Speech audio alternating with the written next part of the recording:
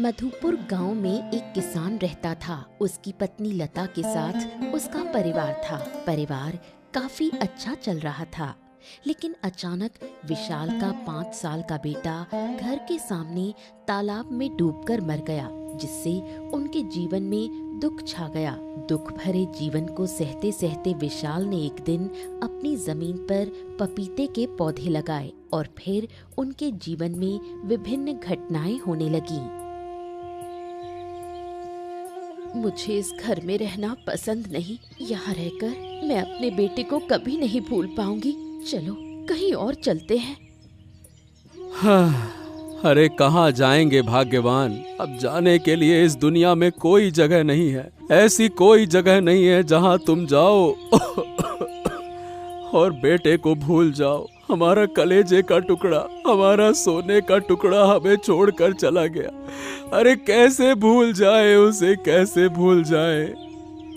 बेटे की मौत के लिए कभी कभी मैं खुद को दोषी महसूस करती हूँ।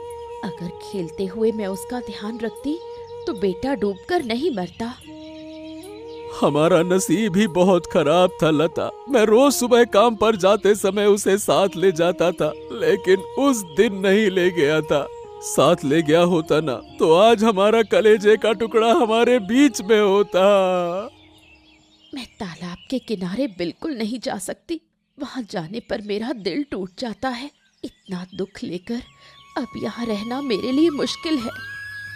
हाँ, यहाँ रहने से तो 2 वक्त की रोटी मिल जाएगी, लेकिन कहीं और गए ना लता तो क्या करेंगे। कल दोपहर को मैंने जमीन में पपीते के पौधे लगाए थे। जब ये बड़े होंगे तो पपीता देंगे। पपीते बेचकर हमारा परिवार अच्छा चलेगा। अब परिवार के बारे में सोचने का मन नहीं करता। जिसके लिए सोचना चाहिए था वो तो नहीं है। अब जीने के लिए कुछ न कुछ तो करना ही होगा भाग्यवान। हम किसी के सामने हाथ तो नहीं फैला सकते। आत्मसम्मान के साथ जीने के लिए काम तो करना ही पड़ेगा ना। हमारे जैसे लोगों की यही समस्या है। अब से मैं भी तुम्हारे साथ बाहर काम करने जाऊंगी, वरना घर में अकेली रहकर दुख और बढ़ेगा। हाँ, तुमने बिल्कुल सही कहा।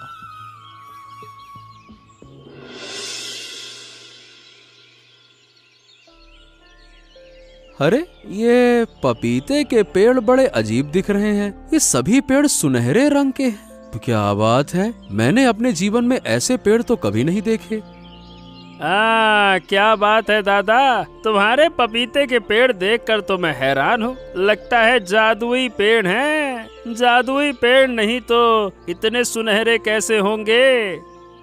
अरे जादुई पेड़ जैसी कोई चीज नहीं होती है अनुज, लेकिन ये बात सच है कि ये पेड़ रहस्यमयी लग रहे हैं। मतलब ऐसे पेड़ तो मैंने अपने जीवन में नहीं देखे।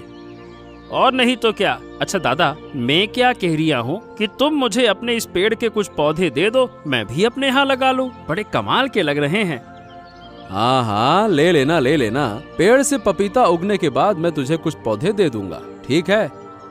अरे क्या ठीक है, लेकिन पेड़ तो बड़े हो गए और अभी तक कोई पपीता आया नहीं। पपीता उगेगा कि नहीं उगेगा?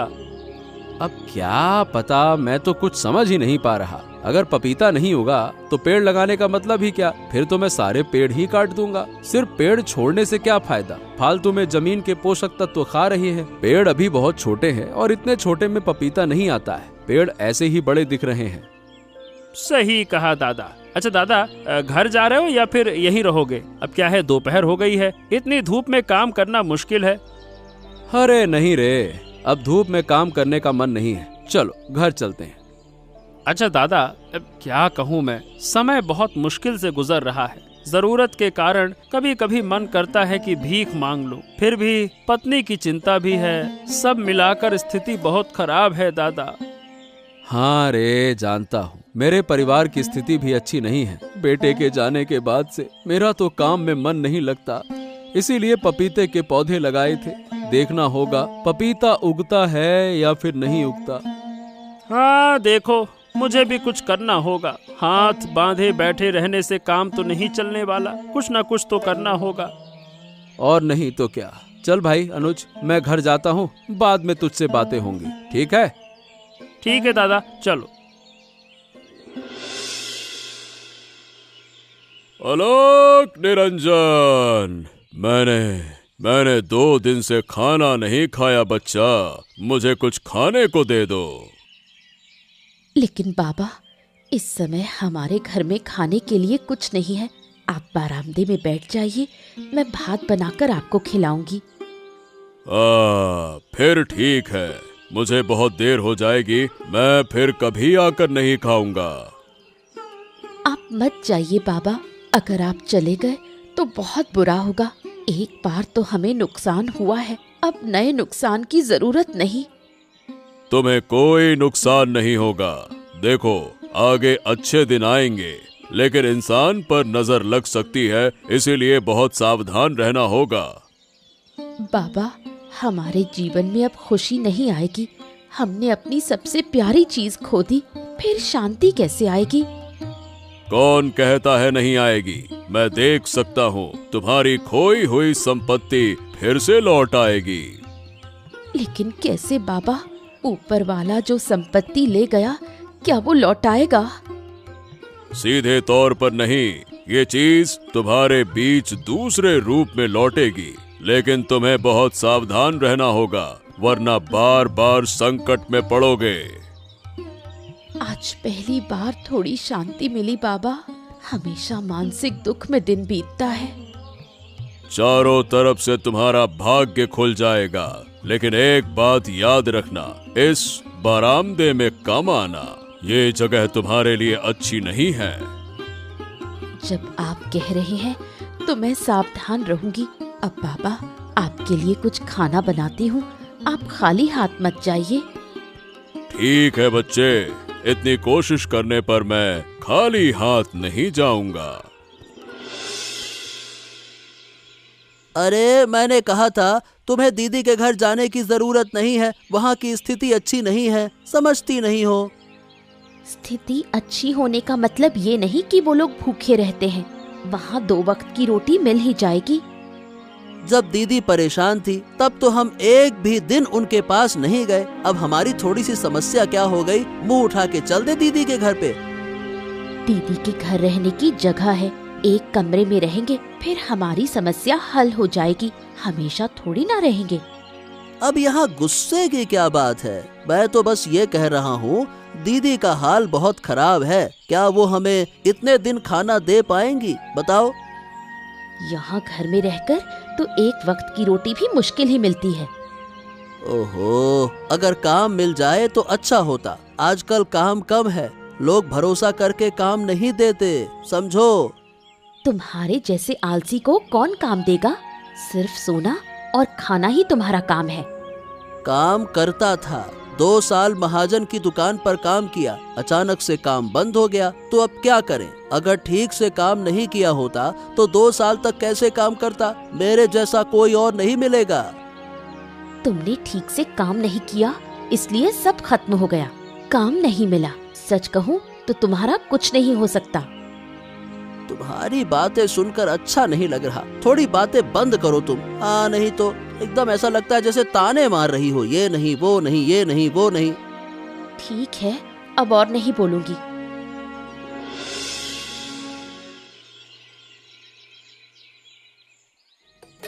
अकेले बैठे बैठे क्या सोच रहे हो बच्चे? अब तुम्हारे सुख के दिन हैं। देखो, पेड़ में पपीते कितने बढ़िया लगे हैं, इन्हें बेचकर तुम बड़े आदमी बन जाओगे। हाँ, कुछ दिन पहले तक पेड़ में कोई पपीता नहीं था, और अब देखो हर पेड़ में बहुत सारे पपीते लग गए हैं। मुझे तो मेरी आंखों पर विश्वास ही नहीं हो रहा। इस पेड़ में रहस्य है, जितना ज्यादा पपीता बेचोगे, पेड़ में उतना ज्यादा पपीता लगेगा। घर जाकर आज एक और अच्छी खबर मिलेगी, लेकिन घर में कुछ लोग हैं, जितनी जल्दी उन्हें विदा कर सकोगे उतना ही तुम्हारा भला होगा। क्या? मैं आपकी बात समझ नहीं पा रहा। आप कहना क्या चाह रहे हैं? थोड़ा विस्तार से बताइए ना। मैं तुम्हें सीधे सीधे नहीं बता सकता, मैं ऐसे ही कोई राज नहीं खोल सकता। लेकिन घर जाकर अच्छी खबर मिलेगी। और फिर आप कहते हैं कि घर में कुछ लोग हैं। मतलब कुछ दिन पहले मेरी पत्नी का भाई और उसकी पत्नी हमारे घर आए थे। अब जाने वाले हैं, वो हैं तो रिश्तेदार ही, क्या उनको आप बोल रहे हैं कि भगा दूं? ऐसा क्या? कभी कभी रिश्तेदार भी नुकसान का कारण बन जाते हैं। अब इसमें मैं ज्यादा कुछ नहीं कह सकता। अब समझदारी से अपने आप को सावधान रखना। बाबा, मुझे तो अब खतरा दिखाई दे रहा है। कैसे बचेंगे? कोई मार्ग बताइए ना। जब इंसान की तरक्की होती है तो दुश्मन भी बढ़ते हैं। मैंने पहले ही चेतावनी दी थी। अब खतरे से बचना तुम्हारी जिम्मेदारी है। ठीक है बाबा, अब मैं घर जा रहा हूँ। मेरे मन में अजीब सा लग रहा है। आपकी बातें सुनकर बड़ा अटपटाहट सी हो रही है। सुनो, किसी पर आसानी से भरोसा मत करना। अलग निरंजन। ठीक है बाबा, जैसा आप कहें वैसा ही होगा।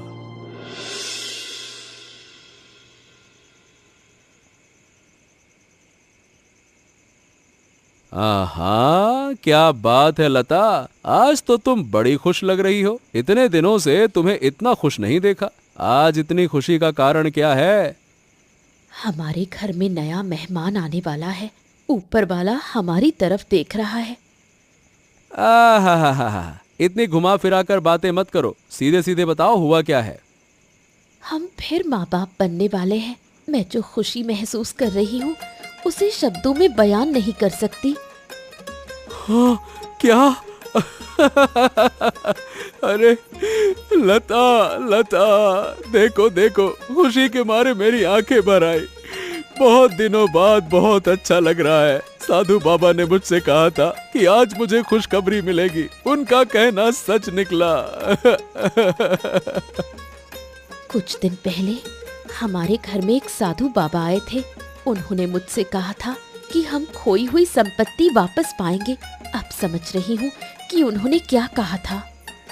हाँ, साधु बाबा बहुत अजीब किस्म के इंसान है। रहस्यपूर्ण बातें करते हैं। उनकी बातें सीधी सीधी नहीं होती।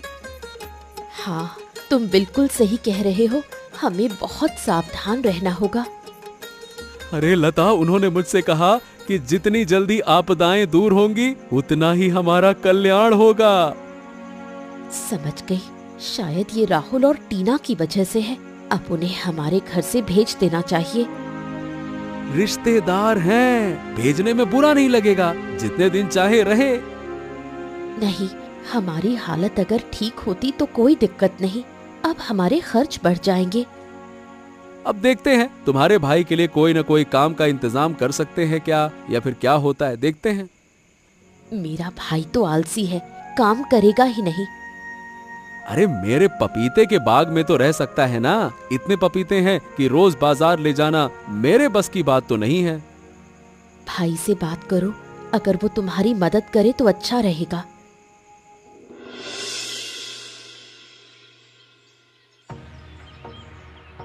तुम इस पपीते के बाग में दिन रात मेहनत करते हो और तुम्हें एक पैसा भी नहीं मिलता।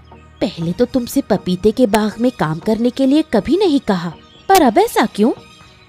अब दीदी के घर बैठकर खाते हैं। अगर थोड़ा काम न किया तो क्या होगा? अगर वो खुद से कुछ पैसे दे दें तो लूंगा, लेकिन मांगूंगा नहीं।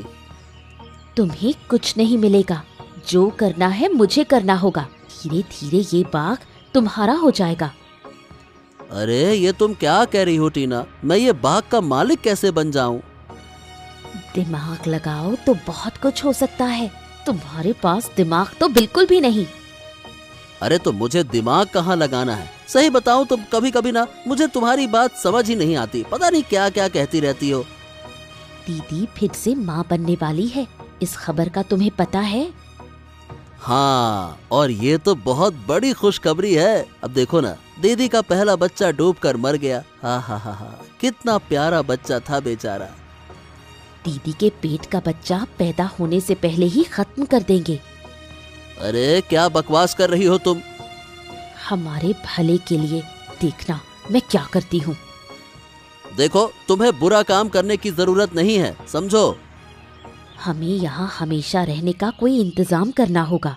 दीदी के बच्चे को अगर किसी तरह खत्म कर देंगे तो दीदी दुखी होगी। उनका दुख देखकर हम यहाँ रहेंगे, फिर धीरे धीरे सब संपत्ति हमारी हो जाएगी। देखो फिर पकड़वा मत देना, पकड़ लिए गए तो सब कुछ चला जाएगा। हाँ। नहीं नहीं, तुम मुझ पर भरोसा कर सकते हो। अरे दादा, आजकल दिखाई नहीं देते हो, क्या चक्कर है, भूल गए क्या? अरे भूलूंगा क्यों अनुज, अब क्या है, दिन भर व्यस्त रहता हूँ। पपीते बेचना, हिसाब लगाना, पूरा दिन उसी में निकल जाता है। आज बहुत दिनों बाद चाय की दुकान पर आया हूँ। वैसे दादा, पपीते बेचकर तुम बड़े आदमी बन गए हो। तुम्हारा बाग है तो बड़ा अजीब, जितना ज्यादा पपीते तोड़ते हो उतने ही ज्यादा पपीते उगते हैं। अरे मैंने कहा मुझे भी एक पपीते का पौधा दे दो ना दादा। हाँ, तू पौधे मत मांग, मेरे बाग से एक नहीं 2-4 पपीते तोड़ ले, बस पौधे मत मांग। बाग से पपीता लेना मुझसे पूछने की जरूरत नहीं है। तुम मेरे सबसे करीबी हो भाई, ले लेना जितने पपीते चाहिए। हाँ, लेकिन करीब होने का फायदा क्या? ऐसे भूलना थोड़ी चाहिए। ना तुमने मुझे पौधा दिया, ऐसे ही छोड़ दिया, खुद बड़े अमीर बन गए, मैं तो रह गया पीछे। अरे गुस्सा क्यों करते हो, तुम हमारी जगह होते तो समझते। अरे नहीं नहीं नहीं दादा, गुस्सा क्यों? सोच रहा हूँ गांव के कुछ लोगों को खाने के लिए बुलाऊं, जिन्हें मैं जानता हूँ। लेकिन अचानक सबको बुला क्यों रहे हो? इसके पीछे कोई मकसद है क्या दादा? अरे बड़ा मुश्किल समय काटा है मैंने, तुम जानते हो पहला बच्चा खोने के बाद मेरी हालत कैसी हो गई थी। अरे मेरी बीवी पागल जैसी हो गई थी, तुम्हारी भाभी। मैंने तो काम वाम सब छोड़ दिया था, कहीं मन नहीं लग रहा था, लेकिन इस बाग ने मेरी जिंदगी बदल दी। तुम्हारा अच्छा समय आ गया दादा, और हमारी हालत देखो। ससुरा दिन प्रतिदिन बुरी होती जा रही है। अरे भाई तू इतना निराश मत हो, जितना निराश होगे उतना ही पीछे रह जाओगे। तो क्या करूं दादा, मेरी स्थिति बुरी होती जा रही है, मैं क्या करूं? मेरी स्थिति तुम्हारी से भी खराब थी। ठीक है दादा, अब जो होगा देखा जाएगा। बिल्कुल सही कहा। अच्छा दादा, अब मैं चलता हूँ, बाद में बात होगी। अरे अरे अरे, थोड़ा गप्पे शप्पे करो, थोड़ी देर बैठो, चाय वाय पियो, और चाय पियो, एक कप और ले लो। अरे नहीं दादा, नहीं, बस बस, अब जाता हूँ मैं, चाय अब नहीं पीऊंगा, बस।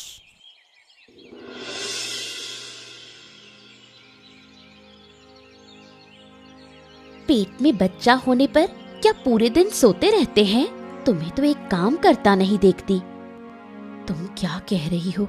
अगर सावधानी नहीं बरतूंगी तो बच्चा ठीक नहीं रहेगा। बच्चे का ख्याल रखने का मतलब ये नहीं कि मैं कुछ नहीं करती। रोज 3 वक्त का खाना मैं बनाती हूँ। ओ दीदी, तुम तो मेरी बात सुनकर गुस्सा हो गई। गुस्सा नहीं हुई, पर तुम्हारी बात अच्छी नहीं लगी। तुम्हारा भाई पूरे दिन बाग में काम करता है, तुम उसे कुछ नहीं देते। मुफ्त में खाली बाग में काम करना ठीक नहीं लगता। वो कोई नौकर नहीं, अपने ही पपीते के बाग में काम करता है। अगर उसे पैसे चाहिए तो वो दादा से मांग सकता है। उसे मांगने में शर्म आती है। ठीक है, मैं बात करूंगी। दीदी, मैं एक बात कहूं, अगर तुम बुरा ना मानो। इतना घुमाओ मत, जो कहना है सीधे कहो। तुम्हारे भाई के कुछ कपड़े रखे हैं, अगर तुम साफ कर दो तो बहुत अच्छा हो। तुम जानती हो कि मैं कपड़े धोने नहीं जाती, ये तुम अच्छी तरह जानती हो। मैं ये काम नहीं कर सकती। असल में दीदी, आज मेरी तबीयत ठीक नहीं है, थोड़ा बुखार है, इसलिए कह रही हूँ। आज कपड़े साफ नहीं होंगे तो क्या हो जाएगा? बहुत गंदे हो गए हैं, रोज खेत में काम करने की वजह से और ज्यादा गंदे हो जाते हैं। तुम्हें साफ करने पड़ेंगे दीदी। ठीक है, देखूंगी क्या किया जा सकता है। दीदी देखो मत, सिर्फ कर दो। ठीक है, अभी मुझे खाना बनाना है, खाना बनाने के बाद भाई के कपड़े साफ कर दूंगी। दीदी, तुमने मेरी कितनी मदद कर दी।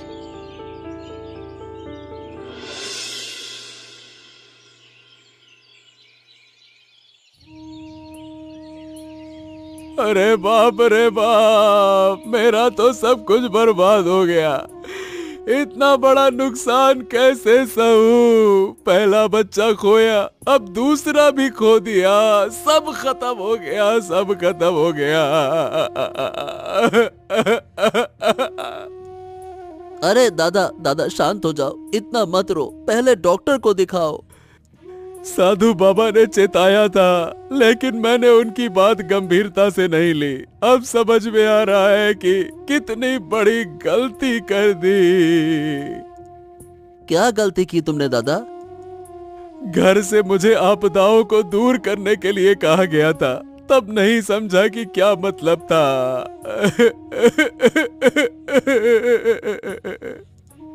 अब डॉक्टर को दिखाना चाहिए दीदी को, अब ज्यादा बातें नहीं करनी चाहिए। अरे डॉक्टर को दिखाकर क्या होगा? कोई अगर नुकसान करना चाहे तो डॉक्टर क्या रोक पाएगा? बता। अब कौन तुम्हारा नुकसान करना चाहता है दादा? मेरी बात नहीं समझ रहे हो क्या? इतना ना समझ बनने का ढोंग मत करो। अब मैं सच कह रहा हूँ दादा, मुझे तुम्हारी बात नहीं समझ में आ रही। आज तुम्हारी पत्नी ने लता से कपड़े साफ करवा लिए। कल कौलपाड़े में कपड़े धोते समय लता फिसल गई थी। तुम्हारी पत्नी जानती थी कि लता कौलपाड़े न जाए, फिर भी जबरदस्ती भेज दिया उसको, भेज दिया। क्या लता को पता था कि दीदी ऐसे गिर सकती है? कपड़े धोने वाली जगह पर किसी ने साबुन वाला पानी फेंका था। मुझे लगता है ये तेरी पत्नी का काम है। दीदी तुम हमारा अपमान कर रही हो, टीना ऐसा नहीं कर सकती। देखो, तुम लोग बहुत दिन से मेरे घर में रह रहे हो, अब लगता है तुम्हारा जाने का समय है। ठीक है, तुम हमें दूर करना चाहती हो ना, तो ठीक है, हम चले जाएंगे। साफ साफ बोल दो ना, ऐसा घुमा फिरा के कहने का क्या मतलब है? मुझे तुम्हें इतने दिन घर में नहीं रखना चाहिए था। अपने घर जाकर जो जमीन जायदाद है उसकी देखभाल करो। मेरी बात मानोगे तो फायदे में रहोगे। हाँ ठीक है, ठीक है, ठीक है, अब हम तुम्हारे घर में नहीं रहेंगे, ठीक है। देखा, मेरी बुद्धि कितनी काम आई। अब हम यहाँ पूरी जिंदगी रह सकते हैं। इतनी खुश होने की बात नहीं है। दीदी ने हमें कहा कि हम इस घर को छोड़ दें। पागल हो क्या? अब कहीं नहीं जाएंगे। इतना आराम छोड़कर कोई कहीं जाता है क्या? हाँ सही है, हम बहुत आराम में हैं, है ना? अरे जन्म से कभी इतना आराम नहीं मिला। थोड़ी मुश्किल में बाग में रहना पड़ा, लेकिन क्या है, आराम तो था। सुनो, दीदी की बात पर ज्यादा ध्यान मत दो। कुछ भी कहे तुम बोलो कि 2-3 दिन में चले जाएंगे, लेकिन हम कहीं नहीं जाएंगे। मुझे डर है कि कब दीदी जोर देकर हमें बाहर ना कर दे। हमें निकाल दिया तो हम पपीते के हर पेड़ को काट देंगे और फिर जाएंगे। अच्छा, जिस उद्देश्य से तुमने वो कौलपाड़े में साबुन की गोलियां रखी थी, वो सफल होगी या फिर तुम्हारी मेहनत व्यर्थ जाएगी? क्या कहती हो? अरे होगी। मैं आसानी से अधूरी चीजें नहीं करती। कल सुबह डॉक्टर आएगा, तभी सब पता चलेगा। मैं तो पहले से ही सब समझ रही हूँ। देखो ना, दीदी चल नहीं पा रही। दीदी की बात सुनकर तो कोई भी बीमार नहीं लगेगा। पैरों में हल्का चोट लगने जैसा लग रहा है। अगर दीदी को कुछ नहीं हुआ तो हमारी योजना बेकार हो जाएगी। ऐसा है टीना, अगर इस योजना में काम नहीं हुआ तो फिर नई योजना बनानी होगी। दीदी के पेट के बच्चे को खत्म करने के लिए जरूरत पड़ी तो जहर वाला खाना खिला दूंगी। ऐसा करते हुए फिर से खतरे में मत पड़ जाना। मैंने कहा ना, मैं अधूरी चीजें नहीं करती। तुम मुझ पर पूरी तरह भरोसा कर सकते हो। हाँ भरोसा तो है, और तुम भी मुझ पर भरोसा रखो। ये सब चालाकी के काम सिर्फ तुम ही अच्छे से कर सकती हो, क्योंकि तुम चालाक और चंट हो।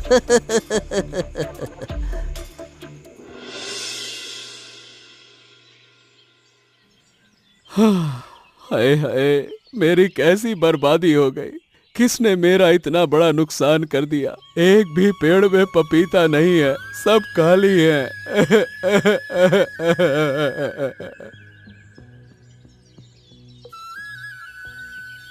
दादा, ए दादा, क्या हो गया? यहाँ खड़े खड़े रो क्यों रहे हो? क्या बात है? देखो मुझे कितना बड़ा नुकसान हो गया। मेरे सुनहरे पपीते के बाग में एक भी पेड़ नहीं बचा। हाँ दादा, एक रात में सब खत्म हो गया। सच कहूँ तो इस दुनिया में कोई किसी का भला नहीं चाहता। वही तो, मैंने किसी का नुकसान नहीं किया, फिर भी लोग मेरे पीछे क्यों पड़े हैं? क्यों क्यों? तुम्हारे इस बाग पर कई लोगों की नजर है दादा। कोई ईर्ष्या करता है, कोई जलता है, और अब देखो पपीते का पेड़ ही खराब हो गया। तुम रो मत दादा, कुछ दिनों में फिर से पपीते के पेड़ लगा देंगे। क्या हो गया? मेरे अपने लोगों ने ही ये बर्बाद कर दिया। साधु बाबा की बात ना सुनकर ये हुआ है। अगर साधु बाबा से फिर एक बार मिल पाता तो बड़ा अच्छा होता। हैं? अपने लोग? किसकी बात कर रहे हो दादा? मेरे घर में 2 लोग हैं, 1 महीने से पड़े हुए हैं, घर जाने का नाम नहीं ले रहे। वैसे अपने ही लोग ज्यादा नुकसान करते हैं। अब से सोच समझ कर चलो दादा, फिर कोई खतरा नहीं होगा। ठीक है, आज घर जाकर उन दोनों को बाहर कर दूंगा। और ये तुम्हारे बुआ के भाई है ना? कभी कभी मेरी उनसे बात होती है। अक्सर तुम्हारे पपीते के बाग में बैठे हुए देखता हूँ। हाँ, पपीते के बाग में काम नहीं करते, बस बैठे रहते हैं। शैतान को मैं आज ही घर से निकाल दूंगा, बस बहुत हो गया। हाँ, नहीं तो जब से मेरे घर पर आए हैं कुछ न कुछ उठापटक मची रहती है। साधु बाबा ने कहा था कि ये आपदा है, आपदा, इनको दूर करो, लेकिन मैंने अरे बस बस बस बस दादा, इतना गुस्सा क्यों? बुआ के भाई का नुकसान नहीं कर सकते। आराम से आराम से। मैं अच्छी तरह से जानता हूँ, राहुल और उसकी बीवी ने ही ये सब कुछ किया है। हो सकता है, लेकिन घर जाकर पूछताछ करके देखो पहले। ठीक है भाई अनुज, अब मैं घर जाता हूँ, बस।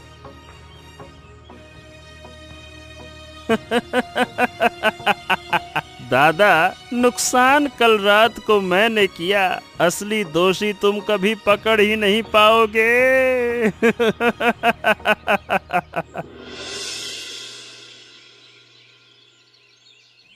दीदी, अब आप कैसी हैं? कुछ दिनों में बहुत परेशानी झेलनी पड़ी। मैं अब बिल्कुल ठीक हूँ। डॉक्टर ने भी कहा कोई समस्या नहीं, पैरों में हल्की चोट लगी है बस। आपके लिए दूध लाऊं? इस समय दूध पीने से शरीर में ताकत आएगी। दूध कहाँ से लाएं? मेरे लिए दूध नहीं खरीदा जाता। आपके भाई से कहा कि वो आज 1 लीटर दूध ले आए, तो वो आज 1 लीटर दूध ले आया। अचानक मेरे ऊपर इतना ध्यान, फिर से चाल चली क्या? मैं अब तेरे फंदे में नहीं फंसूंगी। दीदी, मुझ पर अविश्वास कर रही हो? मैं हमेशा तुम्हारे भले के लिए सोचती हूँ। हाँ, मैं जानती हूँ, तुम दोनों ने मिलकर पपीते के पेड़ नष्ट कर दिए। क्यों किया ऐसा? तुम हमारे घर में रहकर भी नुकसान करना चाहते हो। एक दिन बड़ी मुसीबत आएगी, जब आएगी तो तुम्हारे पास कोई नहीं होगा। दीदी, आप मेरा अपमान कर रही हैं। अगर तुम्हें अपमान बोध होता तो तुम यहाँ नहीं रहती। तुम्हारे भले के लिए कह रही हूँ, अब इस घर से चली जाओ। ठीक है, कुछ दिनों में चले जाएंगे। अगर नहीं गए तो हम घर बेच देंगे, फिर देखना कहाँ रहोगे। ये बातें भाई से कहो, मुझे क्यों बता रही हो? रोज बताती हूँ, लेकिन भाई अब लज्जा खो चुका है। पहले वो ऐसा नहीं था। मतलब आप कह रही हैं कि आपके भाई को मैंने अपने वश में कर लिया? हाँ, अब इस पर और बात नहीं करूंगी। अब जाओ यहाँ से। ठीक है, जा रही हूँ। भाई राहुल, ऐसा है, सच कहूँ तो रिश्तेदार घर में ज्यादा दिन रहें तो उनकी कोई कद्र नहीं होती है। तुम सोचते हो हम निकालना चाहते हैं, लेकिन ऐसा है नहीं। हाँ, समझ गया। खर्चा बढ़ रहा है, हमारा खाना पहनना अब तुम उठाना नहीं चाहते, यही ना? ऐसा नहीं है भाई, हम चाहते हैं कि तुम इस घर में रहो तो अपने अनुसार व्यवस्थित रहो, अपनी जिम्मेदारी खुद समझो। अब से क्या है कि लता बाहर वालों के लिए खाना नहीं बनाएगी। अगर तुम नहीं गए तो पुलिस बुलाऊंगी। दीदी, पुलिस की जरूरत नहीं है, बस जा रहे हैं हम, और हमें माफ कर देना। हाथ जोड़ के माफी मांगते हैं, सच में हमने बहुत बड़ी गलती कर दी। घर जाकर मेहनत करो और सुधर जाओ। सच में पाप तो पाप ही होता है। देर से समझ आया, आया भी तो बहुत देर से समझ आया। दादा और दीदी, हम आज ही चले जाएंगे, हमें माफ कर दो। हाँ, कितने दिनों बाद शांति वापस आई। अब सांस भरकर ले पा रहा हूँ। अब किसी झंझट को घर के आसपास नहीं आने दूंगी। सुनो, मेरे सुनहरे पपीते की बगिया फिर से पेड़ और पपीते से भर गई है। दादा दादा दादा, मैं बड़ी मुश्किल में हूँ, केवल आप ही मुझे बचा सकते हो। दादा बचा लो, बचा लो दादा, बचा लो। अरे अरे अरे, क्या हो गया? उस दिन तुम्हारे पपीते के बाग से सब पपीते मैंने तोड़े थे। उसके बाद से मेरे शरीर में चोट लग गई। क्या? अरे लेकिन तुम ऐसा कर कैसे सकते हो? मैंने सपने में भी नहीं सोचा था। मैं तुम्हें भाई जैसा मानता हूँ और तुमने ऐसा कर दिया। मुझे माफ कर दो दादा, अब मैं तुम्हारे पपीते की बगिया की रक्षा करूंगा। कभी ऐसा नहीं करूंगा, कभी ऐसा नहीं करूंगा। गलती हो गई, गलती हो गई। ठीक है ठीक है ठीक है, शांत हो जाओ। बस मैंने तुम्हें माफ कर दिया, लेकिन फिर कभी गलत काम मत करना। वादा करता हूँ दादा, वादा। अब मैं चलता हूँ, गलती हो गई दादा, माफ करना। हाँ चलो लता, ये झंझट भी खत्म हो गया। हाँ। अरे तुम क्यों नहीं खा रही हो? बैठो बैठो बैठो बैठो, तुम्हें तो ज्यादा खाना चाहिए। अभी खाया, थोड़ी भूख लगेगी तो फिर खाऊंगी। और कुछ मुझे भी खिला दो बच्चा। बाबा आइए। अब से तुम सुरक्षित हो, कोई खतरा तुम्हें छू नहीं सकेगा। ऐसी ही मजेदार कहानियां देखने के लिए हमारे चैनल को सब्सक्राइब करना ना भूलें।